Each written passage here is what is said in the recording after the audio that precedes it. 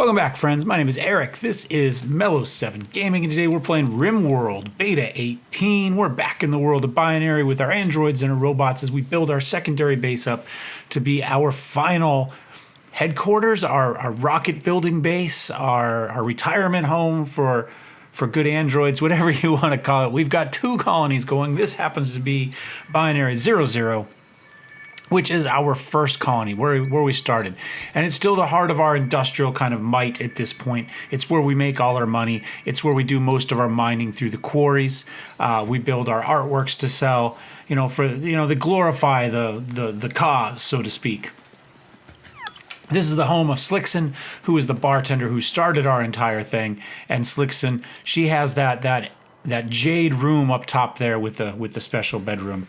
From there, we often take our goods, whatever it may be, whether it's steel or stone blocks or medicine or destructobots, and we launch them into here, binary 01, our second base. And this is ultimately going to be our final base. So we're building our base down here on the beach. Our walls are going to extend out into the deep water. In theory, we'll have a path in between the 2 layers of walls that will route whatever bad guys happen to come down into our kill zone in the deep water. So while they're fighting with the heavy waves coming in from the beach or coming in from the ocean, we will be destroying them with our big automated guns and stuff. And that's what we've got set down there. Because of the biomes mod, you can traverse deep water. Normally you can't. So normally we wouldn't have to do all this. We could just build the walls up to the water and call it a day. Up to the shallow water anyway, where we could use our bridges and boardwalks to go into the shallow water, but then mobs wouldn't be able to get around in the deep. Because of the biomes, you can go through the deep water, so we've had to be a little bit more creative here with our walls, which are going to require making deep water bridges, heavy deep water bridges that we can build on. Up here for the moment, we're just doing our regular stuff. We're going to have some small things here. For instance, we have a small pack of alpacas that have gone crazy from, I don't know, the radiation, the psychic emanations. Maybe they just don't like robots. Either way, they've gone nuts, so we've run everybody inside. And we came up with something similar there. Oftentimes I'm noticing that we get the same types of drama in both colonies. So the game is very clear when you set it, go into the options and adjust for multiple colonies. It tells you right away, look, we're not built for this. You can turn it on, but we're not balanced for it. We're not set up for it. And this is kind of an example of that. Whereas essentially the same dice roll for what type of events happens for both. Oftentimes both. They might be slightly different, showing that once they've determined that it's a raid, for instance, maybe the raids roll down. As you go down and deeper, they get different types of raids. But we see kind of the same thing. We'll get heat waves on both. We'll get, manhunter pack on one and psychic emanations that make animals go mad on the other. But both ways, we have manhunting packs of animals on the map to hide from. Here we're going to build a series of storerooms across the top of the base there. That's going to give us that extra layer of wall thickness all along there. It's also going to give us some place to kind of maybe prioritize or segregate types of storage. For the moment, I'm just moving all the wood up there because we were our basic storeroom that we'd originally built down here in the wood building was full completely, and the door to the cooler was being propped open, and we were losing materials that are supposed to be kept cold because we're standing there with the fridge door open all day, right? So we had to get rid of some stuff. We had the rooms built, so I went ahead and moved all the wood and essentially raw materials, so with no processing done to them at all. So steel and wood and coal and that sort of stuff went in that second room, and the one in the top right corner there went the stone blocks and some crystal stuff and kind of like that. I did build up a bunch of the living batteries, or at least queued them up. Only 2 of them are going to be built initially. At some point here, I'm going to go back in and I'm going to forbid the rest. We did have a little bit of a tornado roll through the bottom corner there. It didn't do too much damage. We should be okay from that. Sending our next shipment over, and in this case, it looks like more steel, and that's where I forbid the rest of those. I looked at the component and steel requirement for each of those and thought, you know what? I don't even have any people to put in them at the moment. I think we can probably forbid most of them. And we've got plenty of power. So we've got the 2 geothermal plants going right now. Shorty disagrees and needed to air out his grievance. No idea what he's barking at. He heard something. I don't think he knows what he's barking at. But it'd be nice if he'd shut up. There we go. Copper woke up and looked, but she couldn't figure it out either, so she's just gone back to sleep. So we've gone ahead and unrestricted people or we re-restricted people here because we've got some mad animals out there. Done. Nope. Go back inside, buddy. Go back inside. There we go. We've sent out Robertson here to take care of the one mad alpaca. Like I say, they tend to come in kind of similar waves of types of things. So I'm going to start building a room around this. These are going to be left unroofed. And as I look at the roof areas, I realize we've got a few issues with stuff. So I've decided to, this tool is to ignore previous requirements for rooms, which should, in theory, send everything out to its default behavior. So if you have a room within a certain space, it should automatically build roofs. At least that was my thought. You can see there in the bottom left of the top right room there where the mechanoids are, it was a little bit different color, and that's because there's not a roof over that section.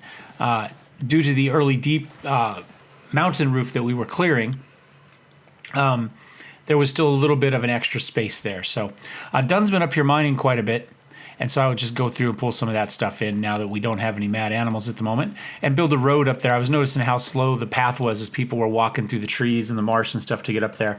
So, you know, we want a nice easy path up to the road.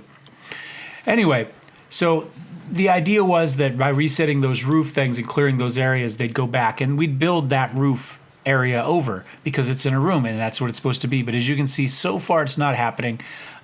You'll see me go back to the roof tool 2 or 3 times more to kind of figure and get all that sort of stuff figured out where I want roofs and don't want roofs, and hopefully get stuff back to kind of its default behavior. But at the moment, there we go. We had a heat wave on one map, and I believe we get a heat wave on the other map as well.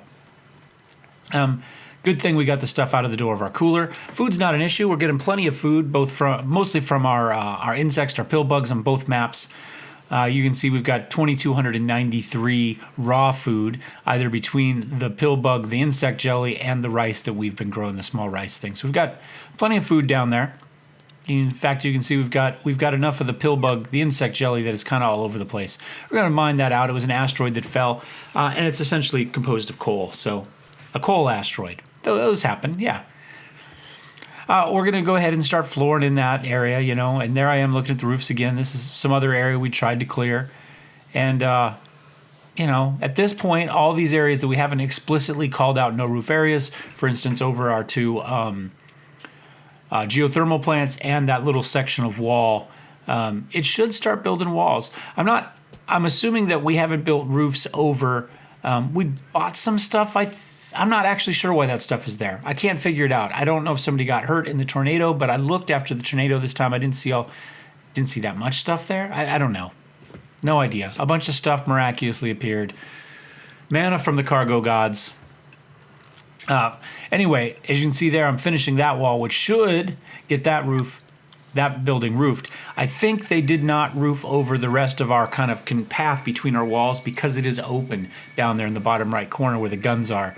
I think if we were to kind of wall that and maybe add a door, they would instantly go back and re-roof all that stuff. We don't care. We don't need it roofed. We just want a nice easy path into the killing zone. We want them to have to fight through the first wall and then go down there and funnel into the area. That's the idea. One day it'll work. Maybe it won't. I don't know.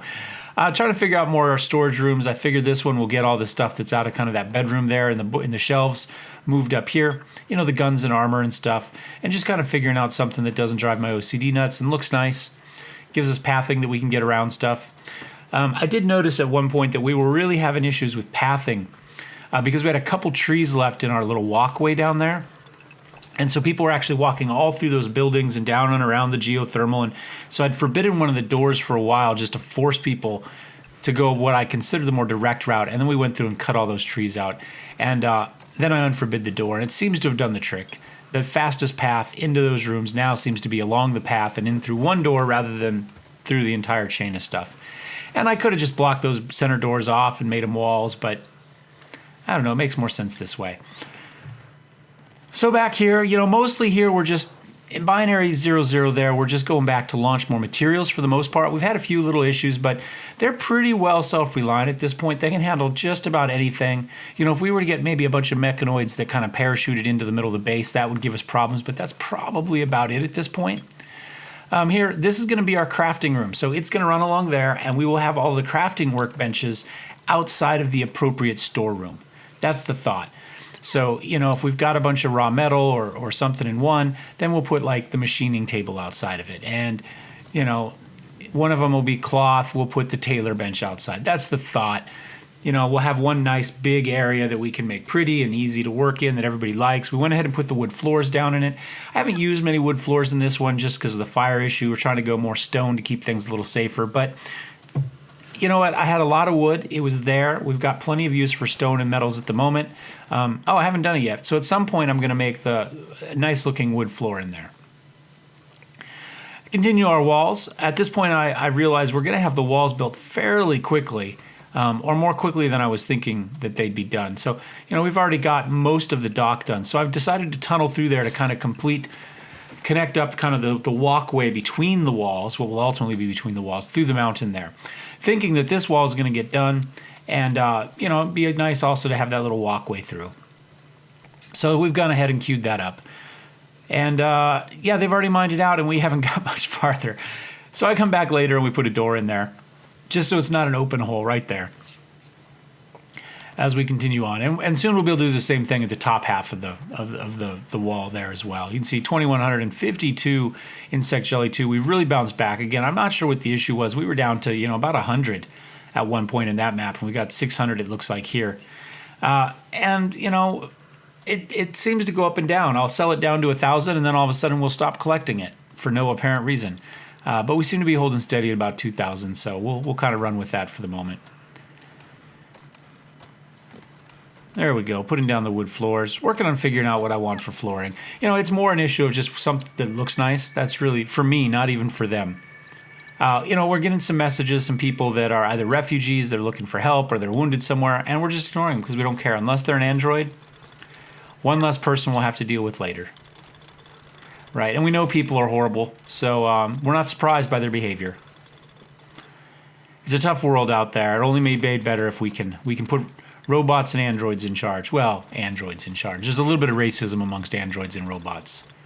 For whatever reason, it's a carryover, you know, from the human age, you know, when some organic material makes you somehow superior. So even as they rebel against that, they're unable to completely separate themselves from past doctrines. That's our story anyway. That's what we're going with. Seems reasonable to me. Maybe it's not for the robots really are irked by it. You know, their logic, they see the flaws in that argument, you know, but unfortunately, you know, they're a little more programmed, you know, or having the organic brain for the androids, you know, gives them a little bit more freedom. They're not as restrained by programming as the robots are. So robots are going to be second-class citizens, at least for the time being. Till the AIs completely take over. Notice we haven't built our AIs yet for the ship. Or we're holding off to the last minute. We don't need their bad influence, you know, messing with the robots. So there we go. I think that's the final bit of the roof. Getting everything. Had to go back in and manually say, hey, roof these areas over, because they just weren't. And I'm not sure why. You know, a little bit of a bug there in the behavior. So even though it's supposed to ignore previous stuff and set to default, it just kind of just stops doing anything. Just about done with that room there. Doing okay. So this was about, again, this is 5 times, you know, we're running at mostly at the 3 times speed that we then jump up to 5 times. Right about here, we were about an hour and 15 minutes in to my save last night, and I shut it down. I decided that was enough for one night. I was going to bed. So we do have this raid, the mechanoids up there, and so now we are back on the next recording session. We're going to start here with the mechanoids. So we've got 3 of the big guys coming in, and my thought is they're going to break through the top wall, and we're going to finally get to try our kill zone. That was my thought. We lock everybody in the inner sanctum. These guys move fairly slowly, so I decided to just let it happen. And I've just now realized that I have a mortar sitting in the middle of that roof, and we could have used the mortar to pretty much wipe this entire thing out without too much trouble. Oh well. Oh well. Hindsight being what it is. Much better than my normal vision, right? So I've decided I'm going to go ahead and send a couple more reinforcements in. I'm not quite sure where these guys are going to go. I've clicked on them, and it said they were going to destroy wall, which makes sense. They're going to have to destroy the outer wall to get in. But that was... I thought, well, we'll get 2 more people in, and 2 more Destructobots. So it looks like I've chosen Costa and Minoru. Minoru has grenades. And we're going to go ahead and we'll take some batteries and some droid repair kits and some medicine, you know, because it could go bad and we might need some of that. We got plenty of it here. So, you know, we sit around 35, I think, is what the queue is built to maintain at for batteries and repair kits. And we'll grab some medicine because apparently we have a bunch of that floating around. You know, I decided to take, you know, about half. And we'll launch them up with that. So now it's mostly just a matter of waiting to figure out where these guys are going to go. I'm like, okay, that one's coming down. Perfect. Notice I do have the gun in the top right corner of the wall there. And ultimately we'll have one on the top left corner as well. So as things come through there, they'll have to fight that. I don't know if that's going to be a problem or not. I don't know if that will make the pathing such that they're going to go they're going to look for other ways in. But ultimately they're not going to have a lot of options. You know, they'll get in through the one single outer wall, and then they'll have to figure out how to get through 2 to 3 layers of other wall, and hopefully they'll just say, you know, it's easier to walk around here and be inside. Probably not. But it'll look cool. And now he's walked past the wall I need him to get into.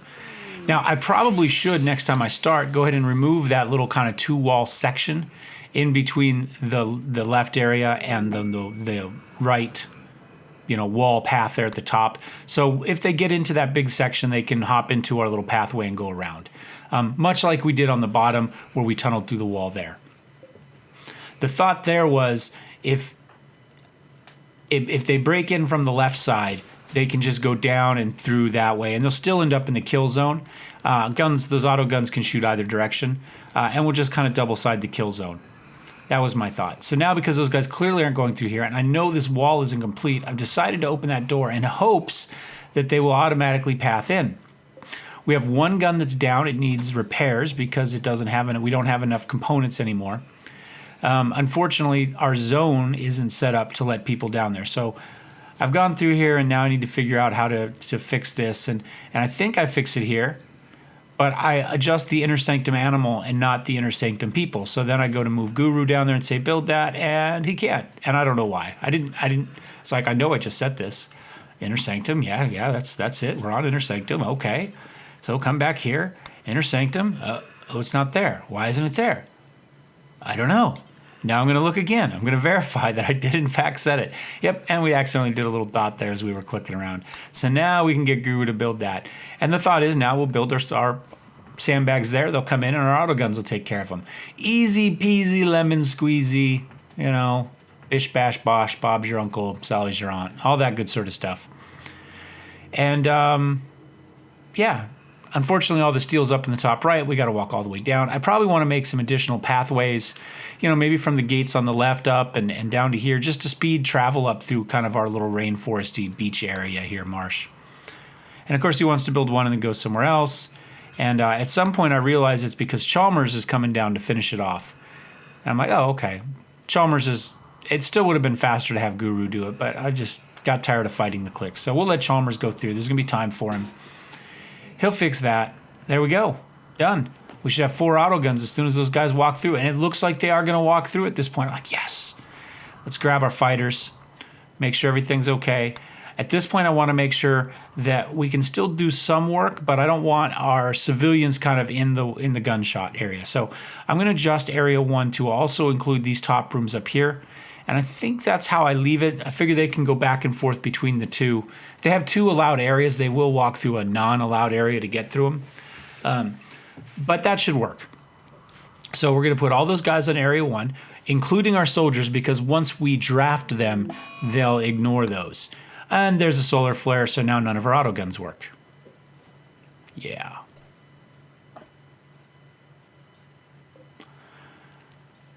So there was that. Now those guys are loaded up, so we're going to go ahead and launch our reinforcements out here, especially now that we don't have auto guns. I'm especially glad that we've done this. So we'll go pick our new section here. I'm just going to drop them down here next to everybody else. Unpause the game, and they come dropping in right there. Our own dropship troopers, starship troopers, I don't know. Whatever they happen to be. Airborne, baby.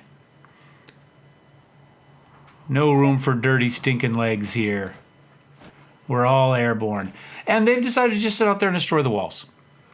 So, yeah. All that time, all that steel, all that effort that went into building those bridges, and they've decided they don't like bridges. They are going to burn their bridges. That's what makes them truly evil. Burning their bridges. And now there's a flash storm. So, and somebody has a work frenzy. And insect meat is rotted away. Probably because, you know, we lost our cooling again, and it's, 111 degrees outside. With solar flares and a flash storm. However, and a mechanoid raid. You know, they're not piling on at all. But we have the psychic soothe for the females. So at least Blackout's having a good day. She's like, everything's going to hell, but you know what? I just feel good today. I just feel good. So the flash storms become more important as we get into this.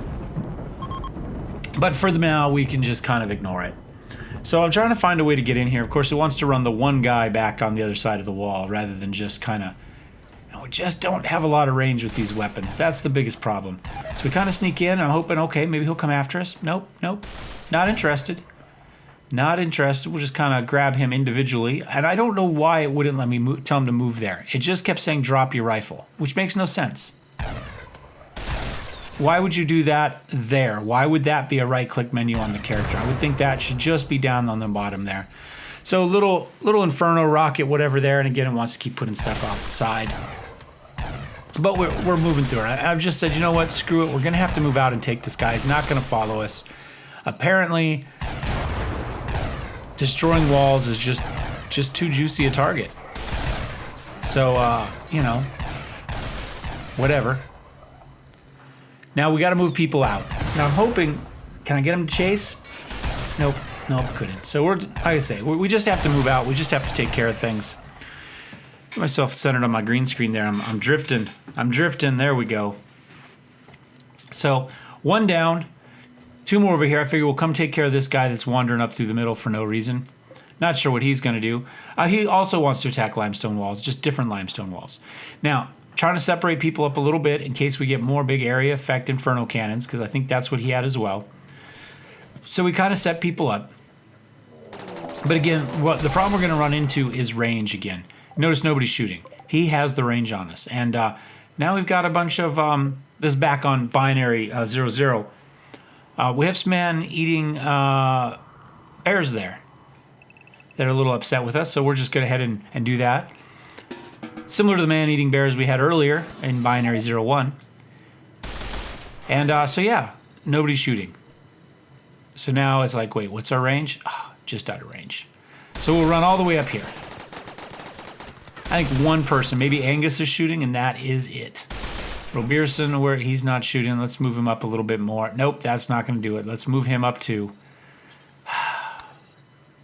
There we go. Costa. Yep, about 2 out. Everybody's about 2 out. There we go. The Lance is getting in there. That thing is just insane that we have with Blackout. It's just too short a range. That's really the issue. But now we've got everybody up there, and they're in close again, so one shot gets them. But we have taken down that guy, and the shot came in from the bottom left there. He is into the fray. Officially, he's into it. There goes the rest of our insect meat. Again, we still have the solar flares going on. So now half our people are on fire. Roberson's still on fire. Looks like Costa and Blackout finally put it out. So now we got to get people moved in. So not only do we have this, but we also, remember, have the flash storm going on in the background. So we're starting fires in a number of ways. At this point, I'm like, I don't really care. That just saves me from having to clear this area later. Although that's kind of a stupid thing because this is where I want my ranch animals to go, and so it doesn't really need to be cleared. I suppose we could just plant the entire thing as grass and call it a day, and then maybe forbid sowing. So there we go. We've survived. We've got some people on fire, but that's okay. Unrestrict everybody. Get everything going in. Now, at some point, we ended up with a wild animal north of the wall there. And I've forgotten. At least I think it's happened so far. If it hasn't, it will soon. Either way, I forget about him. Solar flare ends. We get our electronics back just in time, you know, for the raid to be over. And now we've got a pretty good fire going there. Gonna go ahead down here, start cleaning up the walls, unforbid all the material so we can just use what's there to rebuild the walls. There we go. There's the mad animal. I've gone ahead and clicked hunt on him and just left it. And we still got the bad bears down there, or whatever they are, bears or capybaras, I don't even remember now. And they're just small brown things on my screen here as I look at the editing. So we're going to kind of roll through the rest of this here. Manora's a little bit of a pain in the butt, get everybody healed. Running some people down here. He's finally finishing these off. Has to jog through the fires here to finish off the rest of this. And Dunn has been torn to death because I forgot about that animal. No idea where it happened. I can't find him. I don't find any remains. I assume he killed the animal with the explosion because we never see the animal again either. It's just gone. At this point, I'm just going to go ahead and delete or clear those areas is my thought. I'll clear on either side of the path so that all of this fire from the flash storm that is burning the entire northern half of the map doesn't burn my my boardwalks down there because of all the marshland. I thought, well, maybe I'll also just till the soil to make sure that there's nothing growing there, so it's just bare dirt. I didn't want to waste stone materials, which is normally what I try to do, and I don't think I could put flooring down on there without building more boardwalks, essentially. And of course, we managed to get ourselves in trouble with fire there. So I figured we can just run down the stone here. And now the rain starts. And the rain puts everything out. Ramiro can go in and get healed. And I think that's kind of it for this episode. Hope you enjoyed this one. Thumbs up, thumbs down. Don't forget to subscribe. We'll see you next time. Cheers.